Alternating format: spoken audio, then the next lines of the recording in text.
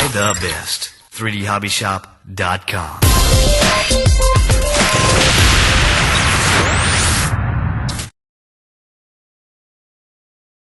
Alright, BoneDoc here with Ben Fisher, aka Mr. Peanut, aka Blue Core Basher, and the perennial favorite, the 47-inch Extra 300 SHP.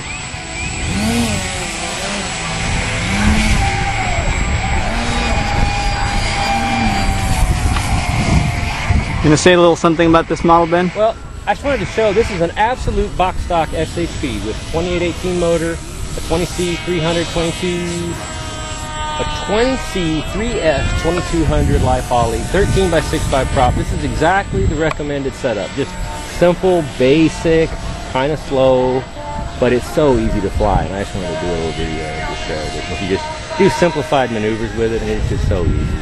It is. It's just so easy. It's also a lot of fun to fly when it's a little bit of wind, because you can kind of hang it into the wind.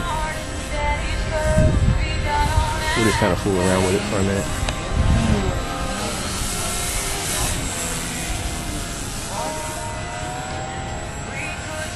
As long as you're not batting the rudder back and forth, the airplane doesn't have any rock.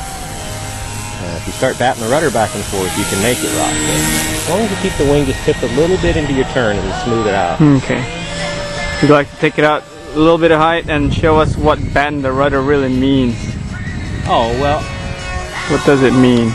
Yeah, if you hit the rudder, you can dip the wing and the airplane will fall off on one wingtip. So if you've got the airplane and you're harriering it and you've got an angle of attack established and you just give it a bunch of rudder, the airplane will dip toward the inside like that, hard. A lot of guys say, oh, my airplane's got wing rock. Well, no, it doesn't have any wing rock. It has pro roll on the rudder, which is characteristic of a lot of aircraft. The SHP has it. Virtually every 3D airplane has it to some degree. And so it means you have to be easy on the rudder and think about how you're going to use the rudder in your Harrier maneuvers. A little bit of rudder used softly will give you a graceful turn, especially if your wings are banked into the turn a little bit. Oh, it looks great there. Nice and smooth. Yeah, as long as you stay off the rudder, you don't get a lot of wing rock or anything with the XHP design. Scott's wing, it's very highly damped aerodynamically. It tends to damp out little oscillations like that. And of course, inverted, with the rudder dragging down in clean air, the wing has a harder time not starting wing rock. I mean, an easier time not starting wing rock, so a harder time starting it. Take it off.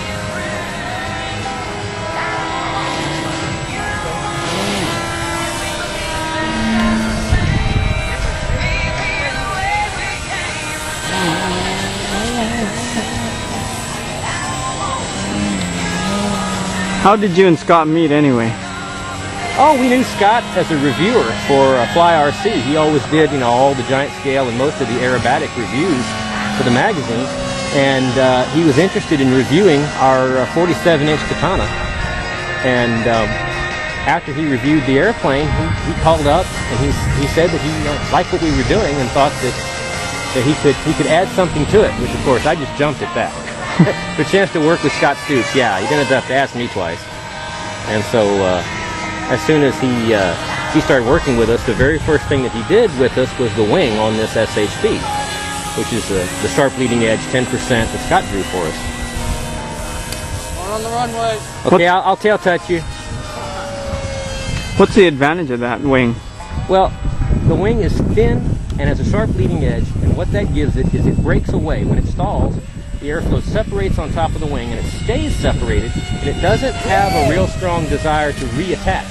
And that's one more thing that can give you that oscillatory wing rock, is when the airflow unattaches and reattaches and unattaches and reattaches. What we have here is a wing that likes to separate and stay separated.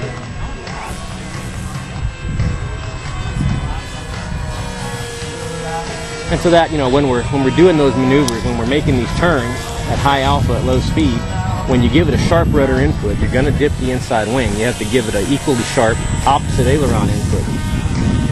You can do a sharp Harrier turn. It just requires you to add the aileron to keep it banked about 10 degrees into the Harrier.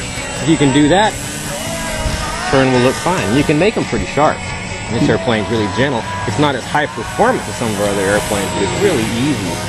Just keep it banked into the turn, and you can do some pretty tight Harrier turns. For people who are just trying to venture into 3D from sport flying, would this be your first plane of choice? Absolutely. This is a great first balsa 3D plane. If somebody's had some foamies, they want to try balsa. This airplane is so sweet, so benign, so easy. And it's not the highest performance thing in the world. I mean, the Velox, you know, the Sukhoi, the Edge, all of our other designs are higher performance. But this one is just so gentle. It doesn't bite you. It doesn't do anything strange. You can just make these tight Harrier turns. Really easy. It does everything equally well, upright, inverted. You can just pitch it around, do the same things inverted. And even after you've gotten good, it's just nice playing to mosey along. And, oh, yeah. And this airplane's great fun. Just keep your wings banked in a little bit to your Harrier turn. As long as you do that, your Harrier turns will be smooth. Sounds great.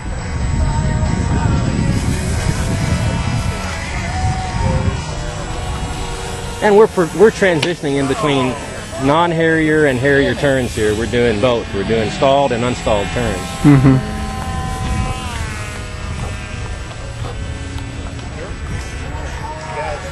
That I need to buy it from right there.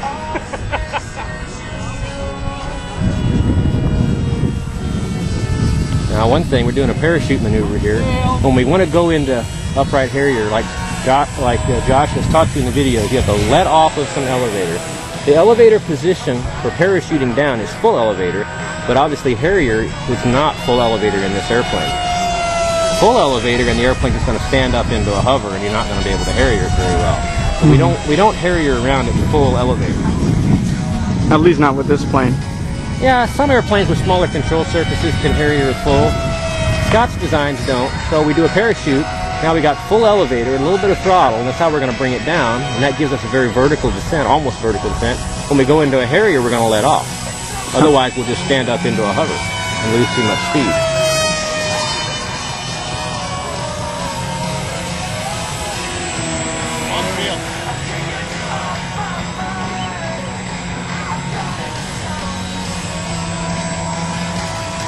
I don't know about you, but I think the airplane's getting thirsty, or is it just me?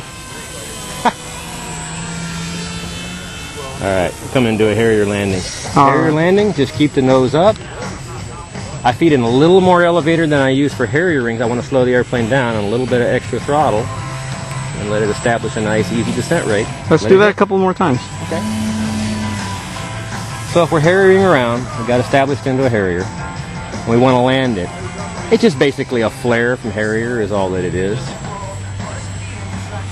Just kind of a little more elevator, keep the nose up, and just let it settle. Walter Jackson. I think it's also important to keep the wings level so that you're not putting undue stress on one gear versus the other. You can just do Harrier touch and goes. Ben, we may need an Aspera canopy for Walter. I'm sorry, a cowl for Walter. Looks like somebody needs you. Okay, we'll do one more. That'll be the final one. The last one?